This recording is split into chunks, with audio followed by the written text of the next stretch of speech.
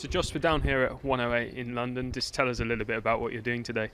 Yeah, I'm really excited to be here with MLB. Obviously, the game's coming here in June, so that's going to be a big event for MLB, and obviously getting baseball into England, which is great. And I'm here with Chase, learning a bit about batting and a bit about baseball.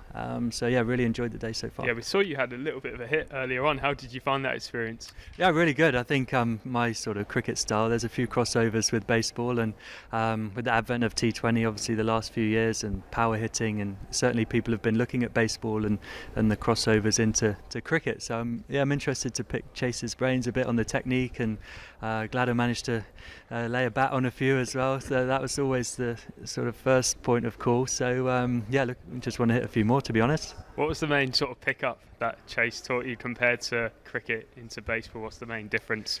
To be honest, he's sort of the swing was pretty good. I think hand position to start with, obviously because the ball bounces in cricket, our hands are a lot lower.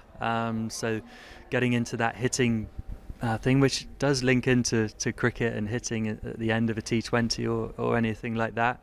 And actually where he was aiming or trying to hit it, he was talking about line drives and hitting it flat and straight, whereas I just assumed baseball was all about trying to hit home runs and that kind of thing. So the technique of actually the trajectory of how you're trying to hit the ball, which I think then in turn sort of informs a lot of how you need to move or to hit it, and the swing you need.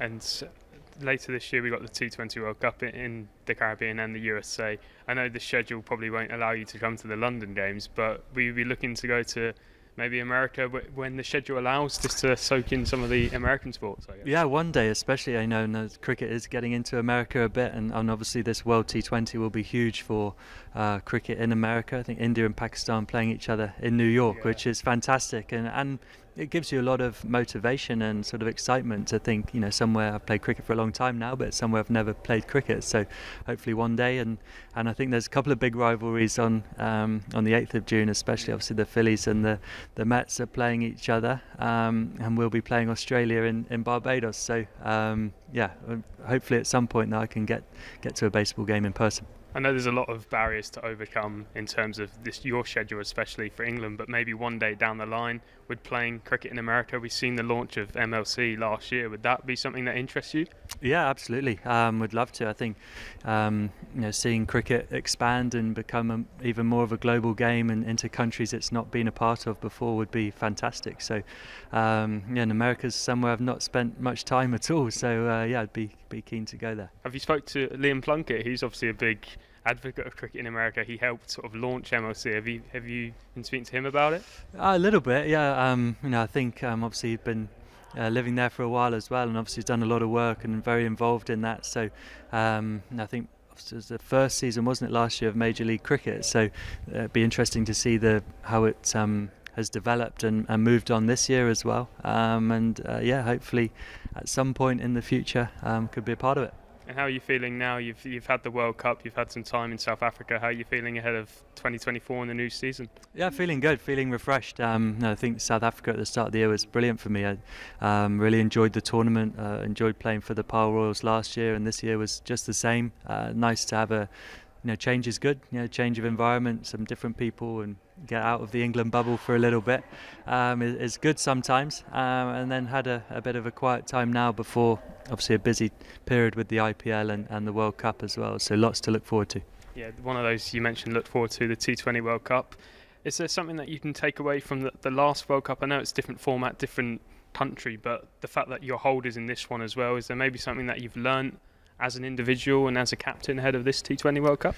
Yeah, I learned loads of things throughout that phase, and I think it's sort of the hallmark of all players. You're always trying to learn and improve and get better and learn from your mistakes as much as you learn from the things you do right. So there's certainly elements as a player and captain, you're always factoring that into your game, and to really go out there and look forward to the T20 World Cup. It's great to be going into it as defending champions, and but we're very sort of aware as where we're at as a team right now, how much growth there is for improvement, and T20 cricket is there's sort of certain moments where the game will fall either way, and it's about winning those big moments. And just how beneficial was that series in the West Indies in December in terms of local knowledge, I guess, ahead of the T20 World Cup? Yeah, a really good series for us to go there and play and sort of see guys get exposed to their conditions. Obviously seeing the grounds and the way the wind plays a big factor in the Caribbean,